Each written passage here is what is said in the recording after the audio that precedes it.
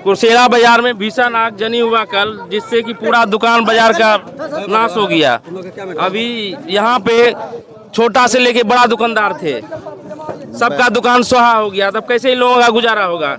हम लोग उसी को लेकर आए हैं, उसी चिंता को हम लोग को सता रही है कि बहुत सारे दुकानदार जो दुकान यहाँ चला रहे थे, चूँकि ये कोई मॉल या बड़े शहर का दुकान नहीं है, सबका 8 लाख, 10 लाख, 6 लाख, 5 लाख, 4 लाख, 1 लाख, 2 लाख तक की भी दुकान है। और सब लोग कहीं ना कहीं किसी न किसी रूप में लोन वोन लेकर के अपना दुकान चला रहे हैं। लगन के समय है, सबके दुकान में बड़े बड़े अच्छी तादाद में, बड़ी संख्या में सामान था।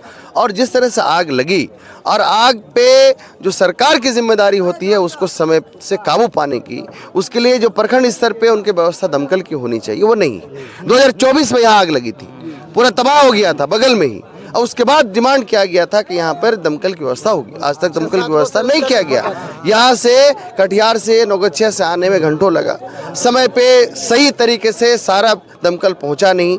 एक दमकल पहुँचता है तो पानी खत्म। सवाल ये है कि सरकार आम जनता को, आम लोगों को मरते हुए छोड़ना क्यों चाहती है? हम लोग इस चीज़ आम जनता के साथ हैं, हम लोग व्यवसायी हमारे भाई बंधु के साथ हैं, उनके दुख दर्द के साथ हैं। और कुछ लोग अभी 7 बजे आग लगी, 9 बजे ही कुछ लोग माननीय लोगों को बधाई दे रहे थे कि आग बुझ गई। अब आज देखिए अभी भी जारी, रात के 3 बजे तक, 2-2:30 बजे तक जो है यहाँ पर पानी चला, और यहाँ पे बोला जा रहा था कि आग पे काबू पा लिएगा। धन्यवाद। मैं कहना चाहूँगा अभी धन्यवाद देने का समय नहीं है, अभी आंसू पोंछने का समय है, अभी दुख में शामिल होकर मदद करने का समय है। जनता को और ख़ास करके हमारे जो पीड़ित लोग हैं उनको मदद करने का समय है। और इस वक्त मैं मांग करता हूँ सरकार से कि जितना भी नुकसान हुआ है, सरकार की अपनी नाकामी की वजह से हुई है, क्योंकि सरकार अगर दमकल सही चाहे पहुंच जाता तो शायद नुकसान नहीं होता।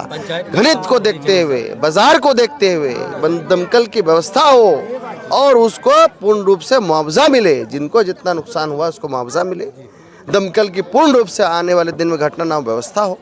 यही चीज मांग करते हैं हम लोग। कब मुआवजा मिलेगा, किसके द्वारा मुआवजा मिलेगा? यहाँ के आदमी और दुकानदारों का कहना है कि कल घटना हुई, अभी तक कोई शासन प्रशासन, जिलाधिकारी, अंचलाधिकारी किसी की आगमन नहीं हुई है। अभी पीड़ादायक घटना है। छोटे से लेके बड़े दुकानदार जिनका रोजी रोटी चलता था, उसका दुकान जलकर राख हो गया। कैसे रोजी रोटी चलेगा? हम वही कह रहे हैं कि सब लोग रोड पे आ गए हैं, खाने के लिए भी कुछ नहीं होगा उनके पास, घर परिवार कैसे चलेगा? सबका नुकसान हो गया, और लोन भी होना उनको चुकाना है, तो बहुत सारी समस्या आएगी। हम लोग देखेंगे। हम लोग चूँकि विपक्ष में हैं, अब विपक्ष का रोल को हम लोग निभाएंगे। सरकार की जो नाकामी है उसके हम लोग उसका पर्दाफाश करेंगे।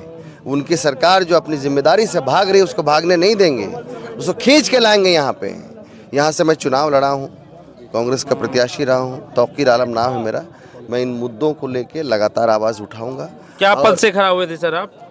मैं यहाँ विधानसभा चुनाव लड़ा था। आप कहाँ से हैं? मैं पूर्णिया से हूँ। पूर्णिया से हैं।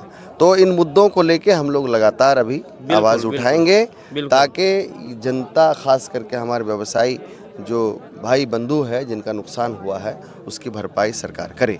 नहीं हो तो आखिर दम तक हम लोग इस बात को उठा करके आंदोलन पे, सड़क पे उतरेंगे। बिल्कुल बिल्कुल, प्रयास कीजिए इन लोगों का पूरा मुआवजा मिलना चाहिए, रोजगार फिर से स्टार्ट होना चाहिए।